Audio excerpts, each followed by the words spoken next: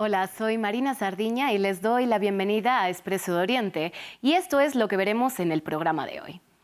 La Cisjordania ocupada vive una nueva espiral de violencia con las recientes incursiones del ejército israelí y los enfrentamientos con las milicias palestinas que dejan varios muertos. Tenemos análisis.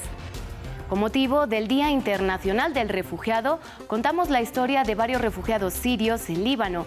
Los sirios representan la mayor población de personas en el exilio. Y el 26 de junio da inicio el Hajj, la masiva peregrinación de creyentes musulmanes a la Meca. Por primera vez en 7 años, los yemeníes podrán volar hasta Arabia Saudita. Analizamos en qué consiste esta celebración. Iniciamos en la Cisjordania ocupada, donde la espiral de violencia deja al menos 14 muertos solo en la última semana, debido al incremento de las redadas del ejército israelí en campamentos de refugiados como Jenin, mientras crecen las voces del ejecutivo ultranacionalista pidiendo una campaña militar contra los palestinos. Nos lo cuenta nuestra corresponsal en Jerusalén, Yanira Gómez Muñoz. Aunque la violencia es una constante, Cisjordania ocupada había vivido algunas semanas de relativa calma, algo que terminó este 19 de junio cuando, a partir de una gran redada israelí en Jenin, se encadenaron varias agresiones. Dicha incursión de Israel en el campo de refugiados del norte de Cisjordania se topó con una inesperada respuesta de las milicias palestinas que derivó en 9 horas de combates, 7 muertos palestinos y la imagen en el cielo de un helicóptero de la Fuerza Aérea israelí, algo que no pasaba desde hace unos 20 años. Y es que las dinámicas se repiten. Si en enero a una mortífera redada en Jenin le siguió un ataque palestino aquí en Jerusalén con 7 muertos, a este último operativo en Jenin le ha seguido el segundo ataque palestino más mortífero de 2023 con 4 muertos cerca del asentamiento de El Ail. E igual como pasó en febrero tras la muerte de 2 israelíes en un ataque palestino cerca de Juwara, los colonos se han tomado su represalia atacando a aldeas palestinas y causando decenas de heridos, además de la quema de cientos de vehículos, casas y otras propiedades. Ante estos episodios, del lado israelí, Benjamin Netanyahu enfrenta cada vez más presión del ala más radical de su gobierno, que le exige emprender una operación militar en Cisjordania y, por ejemplo, su ministro de Seguridad, Itamar Ben-Gvir, le ha vuelto a pedir que reanude los asesinatos selectivos y la destrucción de viviendas. Según medios locales, la idea de una gran operación va ganando terreno entre los altos mandos israelíes y algunos analistas se han aventurado a pronosticar una campaña breve para calmar a esa extrema derecha antiárabe. Mientras tanto, el Ejecutivo israelí ya ha aprovechado para anunciar 1.000 nuevas viviendas en el asentamiento de El Ail, que se suman a otras 4.500 que serán aprobadas, haciendo oídos sordos al último comunicado del secretario general de la ONU, Antonio Guterres, quien repitió que la expansión de estas colonias, que son ilegales bajo el derecho internacional, son un obstáculo para la paz. Y es que este año ha estado marcado por las escaladas del ejército de Israel en la Cisjordania ocupada. La primera vez en 20 años que Tel Aviv despliega helicópteros artillados sobre territorio palestino.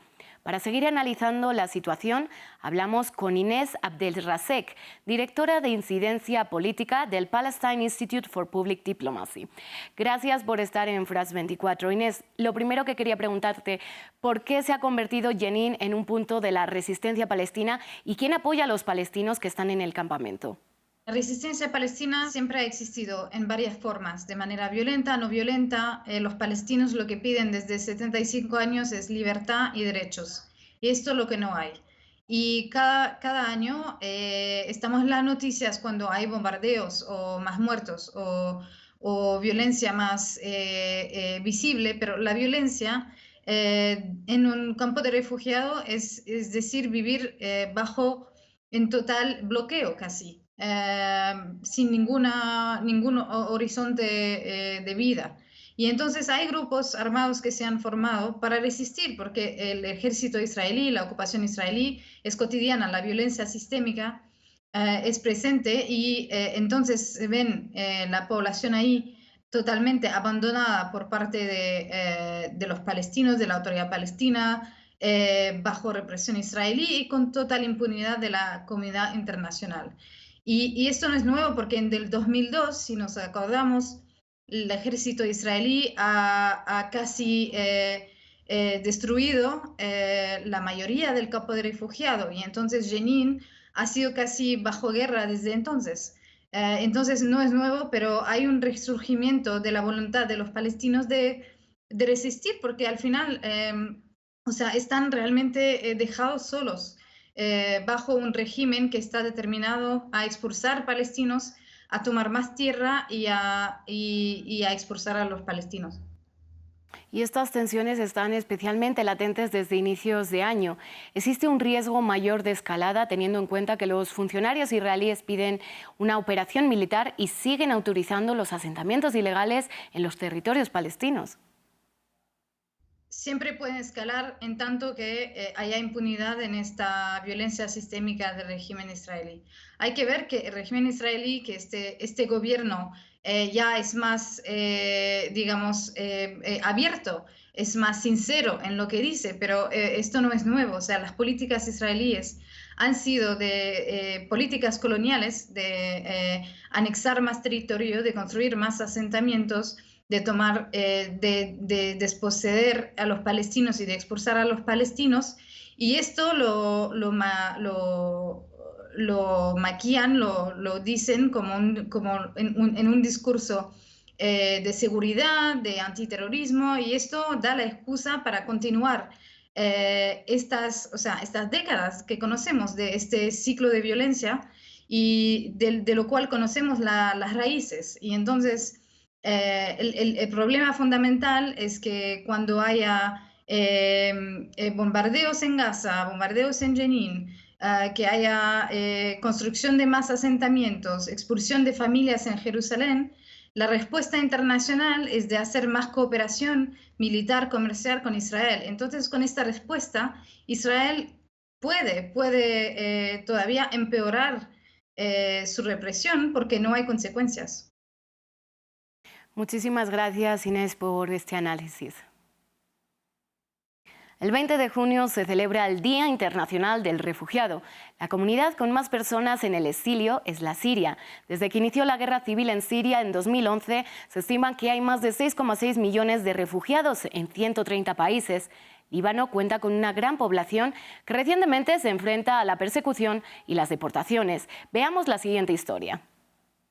Después de 12 años de guerra civil, volver a casa se antoja imposible para estos refugiados sirios en Líbano. Sudat huyó de la violencia del Estado Islámico, pero encontró el horror en Líbano, después de que su hijo muriera en un accidente. Cuando su marido regresó a Siria para enterrarlo, encontró su casa en ruinas. Siento que una vida digna se ha vuelto imposible. Siento que viviré el resto de mi vida en esta tienda, sin voz. Volver a Siria es duro. Siento que estoy destinada a quedarme en esta tienda sin más. Se estima que hay más de 6,6 millones de refugiados sirios viviendo en el exilio.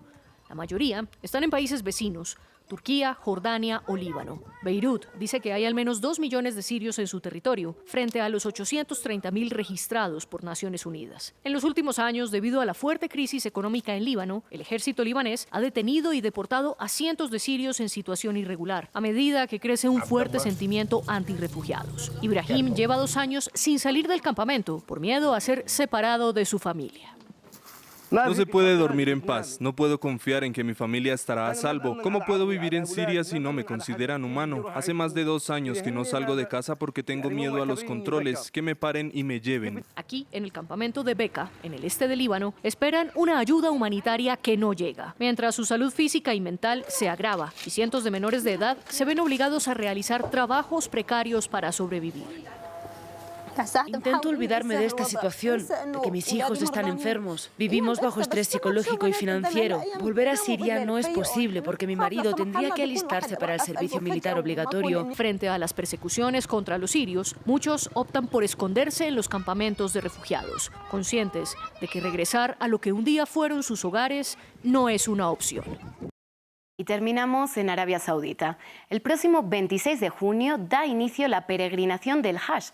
Analizamos junto a Susana Mangana, analista política internacional, en qué consiste esta sagrada celebración musulmana. Susana, ¿en qué consiste precisamente esta peregrinación obligatoria para los musulmanes?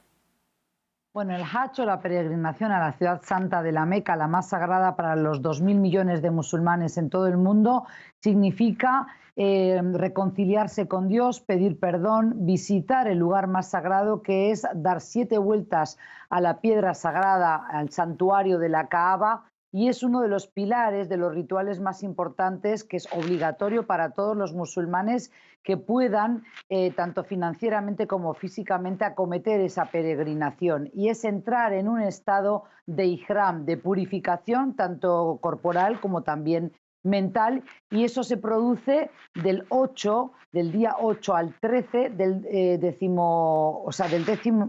12º, mes, el último mes del calendario lunar, ya que son 12 meses, igual que el calendario gregoriano, pero en el caso de los musulmanes es rotatorio porque es lunar. Y Susana, ¿cómo cree usted que influyen estas celebraciones al papel geopolítico de Arabia Saudita, teniendo en cuenta, por ejemplo, que recientemente y para esta ocasión se reabrieron los vuelos comerciales desde Yemen hasta Arabia Saudita, algo que no pasaba desde 2016?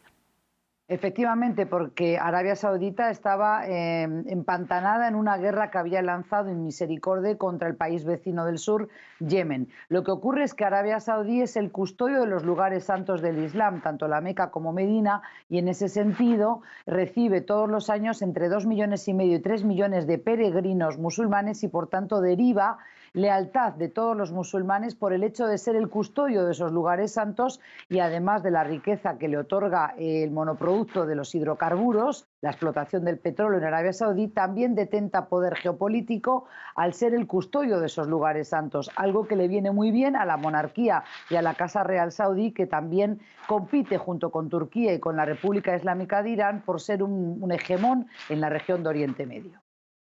Pues muchísimas gracias, Susana, por habernos hecho estas aclaraciones respecto a la peregrinación del Hajj.